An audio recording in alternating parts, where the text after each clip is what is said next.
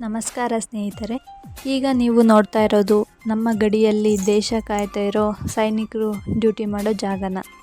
ನಾವಿಲ್ಲಿ ಸ್ವಲ್ಪ ಚಳಿ ಆದರೆ ಫುಲ್ ಬೆಚ್ಚಗಿರಬೇಕು ಅಂತ ಮನೆಯಿಂದ ಹೊರಗೆ ಬರಲ್ಲ ಅಲ್ವಾ? ಹಾಗೆ ನಮಗನ್ಸುತ್ತೆ ಚಳಿ ಇದ್ದರೆ ಬಿಸಿ ಬಿಸಿಯಾಗಿ ಏನಾದರೂ ಸ್ನ್ಯಾಕ್ಸ್ ತಿನ್ನಬೇಕು ಅಂತ. ಆದರೆ ನಮ್ಮ ಸೈನಿಕರಿಗೆ ಚಳಿ ಮಳೆ ಯಾವುದೂ ಲೆಕ್ಕಿಸದೆ ದೇಶ ಕಾಯೋ ಕೆಲಸ ಮಾಡ್ತಿದ್ದಾರೆ.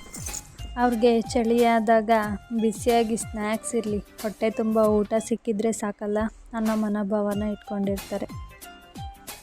ಯಾರಾದರೂ ಆರ್ಮಿ ಫ್ಯಾಮಿಲಿಯವರು ನೋಡ್ತಿದ್ರೆ ನಿಮ್ಮ ಗಂಡ ಆಗಲಿ ಅಥವಾ ನಿಮ್ಮ ಮಗ ಆಗಲಿ ಅವ್ರ ಮನೆಗೆ ಬಂದಾಗ ಖುಷಿಯಿಂದ ನೋಡ್ಕೊಳ್ಳಿ.